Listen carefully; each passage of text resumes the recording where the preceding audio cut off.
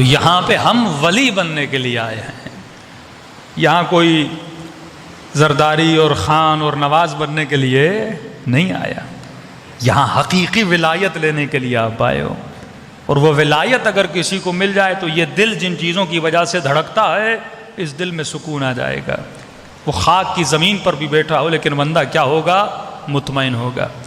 اب ایک مرتبہ امیر شام اپنے تخت پہ تھا اور بڑا خوش کہ اتنے میرے چاہنے والے، اتنے میرے ماننے والے۔ تو عمرو عاص آپ جانتے ہیں کہ یہ بھی اللہ کی دین ہے، خدا کسی کو تیز دماغ دیتا ہے۔ جناب مختار بہت تیز دماغ کے مالک تھے، کیس، ہوشیار، تیز تھے۔ اللہ آپ کو 3-4 بچے دیتا ہے، ایک بچہ آپ کا بڑا تیز ہوتا ہے، اللہ کی دین ہے۔ اب اللہ اگر آپ کو نعمت دے رہا ہے، آپ اس نعمت کو یوز کہاں کر رہے ہو؟ دنیا میں جتنے فسادات ہوئے وہ ان پڑھ لوگوں نے نہیں کیے۔ دنیا میں آپ جتنی تباہی دیکھ رہے ہیں نا، یہ کہتے ہیں نا بھائی بچے پڑھاؤ، پڑھے لکھوں سے معاشرہ بنتا ہے۔ پڑھائی سے معاشرہ نہیں بنتا، تزکیے سے معاشرہ بنتا ہے، تہذیب سے معاشرہ بنتا ہے۔ دنیا کو ان پڑھوں نے تباہ نہیں کیا، پڑھے لکھوں نے تباہ کیا۔ ایٹم بم کوئی ان پڑھ تو نہیں بنا سکتا نا، پڑھا لکھا بندہ بنائے گا۔ پی ایچ ڈی پاس، ایم فل کیے ہوئے لوگ جنہوں نے اتنے تھیسز لکھے، انہوں نے دنیا میں تباہی پھیلائی۔ بم کس نے بنایا؟ پڑھے لکھوں نے۔ یہ دنیا کے جتنے حکمران آپ دیکھتے ہیں، کیا یہ ان پڑھ ہیں؟ کیا پڑھے لکھے لوگ ہیں نا۔ یہ آپ کے سینٹ میں جتنے سینیٹر ہیں، کیا یہ میٹرک فیل لوگ ہیں؟ کیا پڑھے لکھے لوگ ہیں؟ اور یہی پڑھے لکھے لوگ بکتے ہیں، یہی پڑھے لکھے لوگ فساد پھیلاتے ہیں، یہی پڑھے لکھے لوگ معاشروں کو تباہ کرتے ہیں۔ کوئی کہتا ہم آکسفورڈ سے پڑھ کے آئے، کوئی کہتا ہم کیمبرج سے پڑھ کے آئے۔ یہی لوگ بکتے ہیں، اپنی ضمیروں کو بیچتے ہیں، یہی معاشروں میں تباہی پھیلاتے ہیں۔ تو علم کا آنا کمال نہیں ہے۔ قاضی شریح بھی عالم تھا، علم کا آنا کمال نہیں ہے۔ کئی مفتی کراچی میں ہیں جو پڑھے لکھے ہیں، علم حدیث جانتے ہیں، علم قرآن جانتے ہیں۔ آج تک کفر کا فتویٰ کسی جاہل نے نہیں دیا، عالم نے دیا ہے۔ لوگوں کو لڑاتے کون ہیں ممبروں سے؟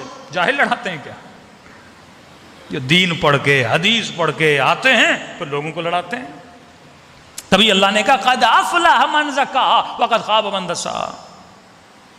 اگر تو ان پڑھ رہے وہ اچھا ہے، لیکن تزکیہ کر، اپنا تہذیب اپنے وجود میں لا، جسے یہ پتا نہ ہو کہ میں علم حاصل کیوں کر رہا ہوں، جسے یہ پتا نہ ہو میں دولت حاصل کیوں کر رہا ہوں، جسے یہ پتا نہ ہو میں شادی کیوں کر رہا ہوں، جسے یہ پتا نہ ہو میں بچے کو اسکول کیوں بھیج رہا ہوں، جسے یہ پتا نہ ہو میں بزنس کر کیوں رہا ہوں، جسے یہ پتا نہ ہو میں مجلس پڑھ کیوں رہا ہوں، جسے یہ پتا نہ ہو میں دنیا میں لایا کیوں گیا ہوں۔ اتنی بڑی کائنات، اتنا بڑا سسٹم، اتنا بڑا نظام شمسی خدا نے کس لیے بنایا؟ تاکہ تو دنیا میں آئے، 4 بچے پیدا کرے، ان کو اسکول میں بھیجے، ایک گھر بنائے، گاڑی بنائے، اور پھر تو دنیا سے چلا جائے۔ پھر تو عبث ہے اس کائنات کا بننا۔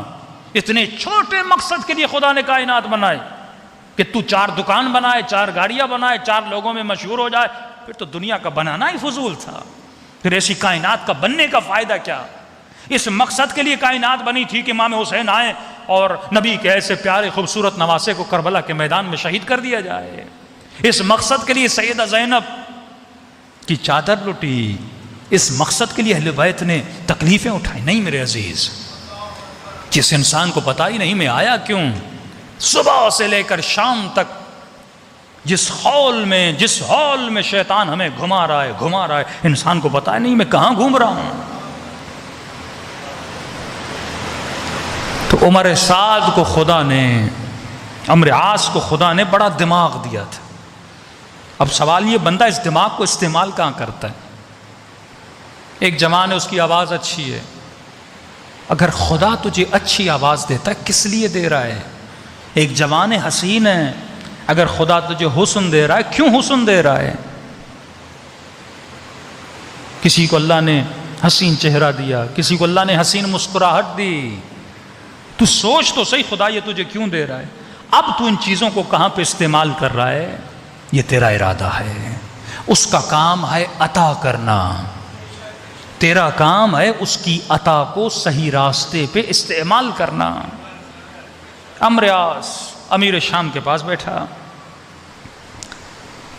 کہا کہ معاویہ ابن ابی سفیان بڑے خوش لگ رہے ہو۔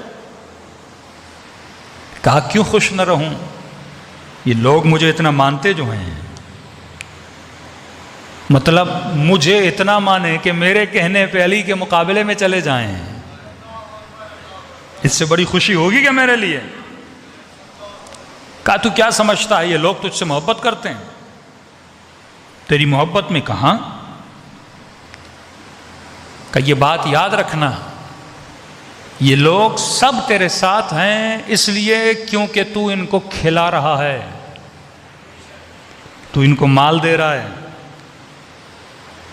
سیاسی پارٹیاں آپ دیکھتے ہیں نا، ان کے کچھ ممبرز کبھی ادھر کبھی ادھر، تو جو کھلائے گا جو پلائے گا بندہ ادھر۔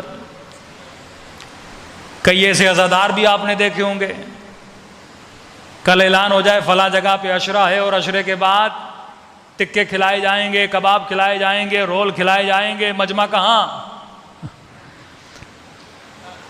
تو جو جس کا پجاری ہوتا ہے، جس کے دل میں جس شے کی محبت زیادہ ہوتی ہے وہاں بھاگتا ہے نا۔ آپ نہیں بھاگتے، آپ کو محبت بھگاتی ہے۔ جو جہاں بھاگ رہا ہے، کوئی گاڑی کے پیچھے، کوئی لڑکی کے پیچھے، کوئی دولت کے پیچھے، کوئی شہرت کے پیچھے، کوئی مقام کے پیچھے، جس کے دل میں جس کی محبت ہے وہ وہاں پہ دوڑ رہا ہے، وہ وہاں پہ بھاگ رہا ہے۔ اب سوال یہ ہے کہ میرے دل میں حاکم کون ہے، کس کی محبت حاکم ہے؟ ہاں بیٹے کی محبت ہے، ہاں امام حسین کی محبت ہے، ہاں دولت کی بھی محبت ہے، یہ ساری چیزیں ضروریات زندگی ہیں، لیکن کس کی محبت زیادہ ہے؟ کس کی محبت کس محبت پہ سوار ہے؟ وہ تمہاری پوری باڈی کو رول کرتا ہے، حاکم ہوتا ہے۔ کہا کہ امیر شام معاویہ، یہ مت سمجھنا تو یہ جتنے لوگ تمہارے ساتھ ہیں تمہاری محبت میں، کہ کیا مطلب؟ کہ کل فقیر ہو جاؤ گے نا یہ تجھے چھوڑ کے چلے جائیں گے۔ کہ ان کا یہ سروکار نہیں ہے، نہ ان کے دل میں معاویہ کی محبت ہے، نہ ان کے دل میں علی کا بغض ہے۔ کل ان کو علی پیسہ دے گا یہ علی کے پاس، کل تو فقیر ہو جائے اور علی امیر ہو جائے، اور علی نے ان کو سکے دے، ان کو درہم دے۔ امام حسن کو چھوڑ کے کیوں گیا عبید اللہ؟ 10,000 کے قریب اس کو سکے اور درہم ملے، مولا حسن کو چھوڑ کے چلا گیا۔ کہ کل ان کو علی ابن ابی طالب پیسے دیں گے یہ علی کے پاس چلے جائیں گے۔ کہ سچ کہاں؟ کہ یہ مت سمجھ ان لوگوں کے دل میں کوئی تمہاری معرفت ہے، یہ تمہاری محبت میں تمہارے ساتھ ہیں۔ کیا آزمانا چاہتے ہو یہ لوگ کتنے ان پڑھ ہیں، یہ لوگ کتنے جاہل ہیں؟ کہاں آزمانا چاہتا ہوں۔ اس نے کہا ٹھیک ہے تو مجھ پہ چھوڑ دے۔ اس نے پورے شہر میں اعلان کیا کہ بھائی وقت کے بادشاہ امیر شام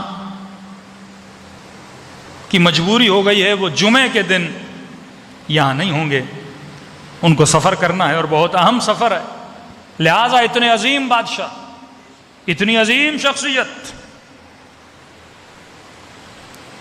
کے پیچھے نماز پڑھنے سے ہم لوگ محروم نہیں ہونا چاہتے، لہٰذا اعلان کیا جاتا ہے کہ جمعے کی نماز بدھ کو پڑھی جائے گی، اور جس نے بھی اتنی عظیم شخصیت کے پیچھے فیض لینا ہے، ثواب کمانا ہے، محروم نہیں ہونا چاہتا، وہ آ جائے۔ پورے شام کے لوگ جمع ہوئے۔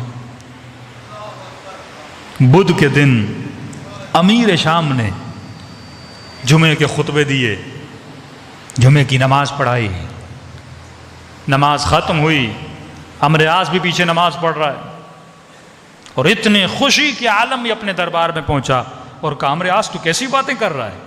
تو کہتا یہ لوگ دیندار نہیں، تو کہتا یہ لوگ متدین نہیں، تو کہتا یہ لوگ جاہل ہیں، تو کہتا یہ لوگ بے دین ہیں، یہ مال کی وجہ سے میرے پیچھے ہیں، اگر ایسا ہوتا یہ کبھی میرے پیچھے نماز نہ پڑھتے۔ عمرو عاص نے کہا امیر شام لگتا ہے آپ کو بھی پتہ نہیں لگا، آپ نے جمعے کی نماز بدھ کے دن پڑھا دی ہے۔ وہ کیسا دیندار ہے جسے یہ تمیز نہیں ہے کہ ان کا کوئی سروکار نہیں ہے۔ آپ پیسہ دے رہے ہو، جمعے کی نماز ہفتے کو بھی پڑھاؤ یہ پڑھ لیں گے، یہ اپنا دین بیچنے کے لیے تیار ہے مال کی خاطر۔ یہاں پہ امیر شام چونکا کہ یہ بڑے خطرناک لوگ ہیں، کل تو یہ مجھے بھی مارنے پہ تل کے آئے کر کوئی ان کو پیسہ دے دے، کوئی ان کو دولت دے دے. کہ یہ مت سمجھو یہ تیری محبت میں تیرے ساتھ، مال کی محبت، دنیا کی محبت، پیسے کی محبت. کہ کیا کریں، کہ مجھ پہ چھوڑ دو. تیز تو تھا، بڑا ہوشیار تھا. دشمن